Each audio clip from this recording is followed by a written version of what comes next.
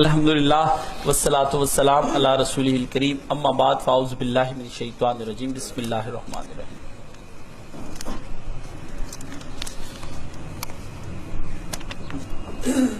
السلام علیکم کاشف صاحب، اکثر بچیوں اور عورتوں کو دیکھا گیا ہے کہ وہ سارے جسم اور سر پر بھی پردہ کرتی ہیں لیکن اپنے چہرے کو کھلا چھوڑتی ہیں۔ وہ سمجھتی ہیں کہ یہ شرعی پردہ ہے۔ کئی دیندار مرد بھی یہی کہتے ہیں کہ چہرے کے علاوہ سب کا پردہ ضروری ہے اور پردے کی درست وضاحت فرما دیں۔ میرے عزیز گرامی، پورا بدن ڈھکا ہو نہ ہو، چہرے کا ڈھکا ہونا بہت ضروری ہے۔ چہرہ آپ کے وجود کی کتاب کا عنوان ہے۔ کتاب بغیر عنوان کے ہو تو کوئی اس کو نظر سے نہیں دیکھتا، اس لیے کتاب کے اصل عنوان کو جب جتنا دلچسپ عنوان ہوگا اتنی جلدی کتاب کی طرف ہاتھ بڑھتا چلا جائے گا، اتنی جلدی۔ پودے دور سے بڑے خوبصورت نظر آتے ہیں، ٹھیک ہے، کوئی ان کی خوشبو قریب جا کر نہیں سونگتا، پہلے وہ دیکھ کر آتا ہے پھر توڑتا ہے پھر سونگنے کی کوشش کرتا ہے، تو خوشبو بعض اوقات نہیں آتی، بہت چہرہ اچھا ہوتا ہے۔ جب تک عورت کا چہرہ نہ ڈھکا ہوا ہو اس پردے کا کوئی فائدہ نہیں ہے، اور جن علماء نے اس بارے میں چاہے وہ کسی فرقے سے ہوں دلائل دیے ہیں، وہ سب دلائل کمزور ہیں یا پھر ان دلائل کے اندر ان کو اشتباہ ہو چکا ہے، وہ بات کلیئر نہیں ہو سکی ان کے اوپر۔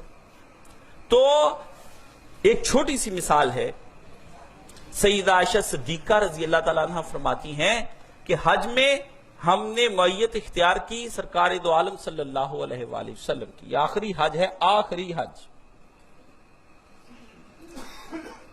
تو انہوں نے کہا کہ جب لوگ ہمارے پاس آتے تھے اجنبی تو ہم اپنے چہرے کے پردے لٹکا لیا کرتی تھیں۔ یہ نبی کی زوج ہے، ام المومنین، حضرت جبریل نے ان کو پیغام سلام کا دیا ہے، حضرت خدیجہ کو سلام آیا ہے اللہ کی طرف سے، حضرت جبریل نے اپنی طرف سے ام المومنین کو پیغام دیا ہے۔ تو پیارے پیغمبر صلی اللہ علیہ وآلہ وسلم کی یہ زوجہ ہیں جو گھر کے اندر دین سیکھتی تھی، اور عورتوں کے ہر قسم کے مسائل انہی کے پاس تھے، حتیٰ کہ نجی زندگی کے مسائل کے لیے بھی صحابہ کو انہی کی طرف رجوع کرنا پڑتا تھا، اور بہت بڑی کلاس ہوتی تھی ان کے اور صحابہ کے درمیان پردہ ہوتا تھا۔ ان کے ساتھ نکاح حرام ہے، ان کے اور صحابہ کے درمیان میں کیا ہوتا تھا؟ پردہ ہوتا تھا۔ نبی کی زوج کے ساتھ، ماں کے ساتھ کوئی نکاح کا سوچ بھی نہیں سکتا، لیکن وہاں بھی پردہ ہے۔ تو یہ آخری دنوں کا حج ہے، پردے کے احکام چاہے کچھ رہے ہوں، جیسے شراب کے بدلتے رہے، کسی زمانے میں یہ کہا جاتا ہو یہ ڈھانپ لو یہ کر لو، لیکن جب آخری وقت تھا حج کا اور اس کے بعد 3 یا 4 ماہ کے بعد پیغمبر صلی اللہ علیہ وآلہ وسلم کی ڈیتھ ہو گئی، آپ علیہ السلام اپنے رفیق اعلیٰ سے جا ملے، تو اس میں یہ بتا رہی ہیں حج پہ کہ ہمارا یہ اچھا اسی حج کی ایک روایت حضرت فضل بن عباس کی ہے۔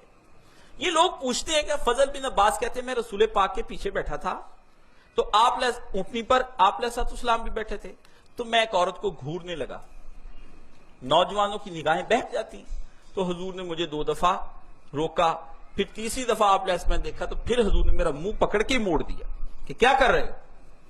تو یہ کہتے ہیں وہ چونکہ عورت تھی، اس کا چہرہ کا پردہ جو ہے وہ نہیں ہوگا، اس لیے ہوگا، پھر ہوگا سب نکال لیتے ہیں، نہیں تو وہاں کچھ لکھا ہوا۔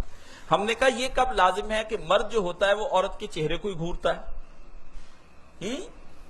جب وہ کوئی نگاہیں یا ہاتھ یا کوئی اس طرح کی جب دماغ میں نوجوانوں کی بات چلتی تو پھر وہ مسلسل متوجہ رہتے ہیں اس عورت کے وجود کی طرف۔ تو علماء نے کہا یہ کوئی ضروری نہیں کہ اس کے چہرے کو دیکھیں، وہ ایک عورت کی طرف گھور رہے تھے، مسلسل اس کو دیکھے جا رہے تھے، حیض سے پتہ چلتا ہوگا کہ جوان ہیں۔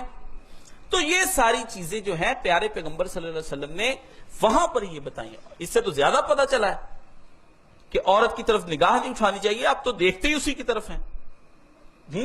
تو بات یہ غامدی صاحب کی انتہائی غلط ہے اور فضول ہے، اور میں نے ان کے دلائل سنے ہیں، اور سننے کے بعد ہم وہاں ملاقات بھی میں نے کی تھی ان سے، تو یہ کچھ نہیں ان کے پاس۔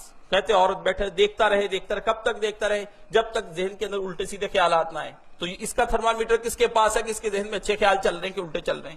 ہاں کوئی آلہ بن گیا، غلط بات، ایسے نہیں. شریعت دونوں چیزوں کو منع کرتی. مرد کو غصے بصر کا حکم دیتی کہ نگاہ نیچے کرے، عورت کو پردے کا حکم دیتی ہے. تو یہ فضول قسم کے، اور حتیٰ ہم تو یہ بھی کہتے ہیں وہ برقع پہننا بھی حرام ہے. وہ برقع، وہ نقاب پہننا حرام ہے. جس برقعے اور نقاب پر اس طرح کے لش پش قسم کے ستارے اور پھول اور چاندی اور کڑھائیاں کی ہوں کہ دیکھتے ہی مرد متوجہ ہو جائیں، یہ حرام ہے. پیارے پیغمبر صلی اللہ علیہ وسلم نے فرمایا مرد کی خوشبو ناک کے ذریعے سے سونگھی جاتی ہے، عورت کی خوشبو اس کے کپڑے کا رنگ ہے کہ ایسے رنگین جل ملاتے کپڑے پہن لے زرق برق کہ مرد کی نگاہیں اس کی طرف اٹھ جائیں. سرکار دو عالم صلی اللہ علیہ وسلم نے یہ فرمایا. تو جس عورت کے پھول ستارے چاندی یہ ابائے بیٹیوں کو جا کے کاٹ دیں، یہ ابائے بنوائیں ان کے خود پیسے، بچی کی حفاظت کے لیے کیا 1000-2000 لگانا مشکل، بنے بنوائے ابائے لاتے ہو. بھائی بڑی چادریں، ایسی چادریں جو ایک ہی رنگ کی ہوں وہ پہناؤ بچیوں کو.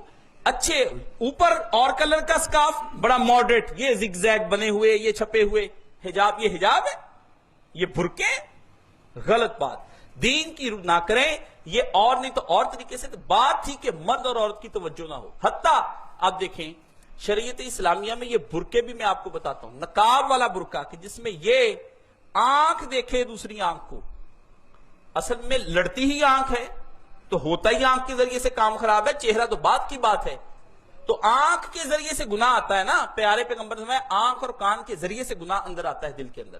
تو ہوتا کیا تھا کہ ایک آنکھ، میں نے دیکھا یہ پٹھانوں کے یہاں رواج ہے کہ وہ پردے کو یوں ڈھانپ لیتی تھی کہ ایک آنکھ نظر آتی جس سے وہ راستہ دیکھ لیتی تھی.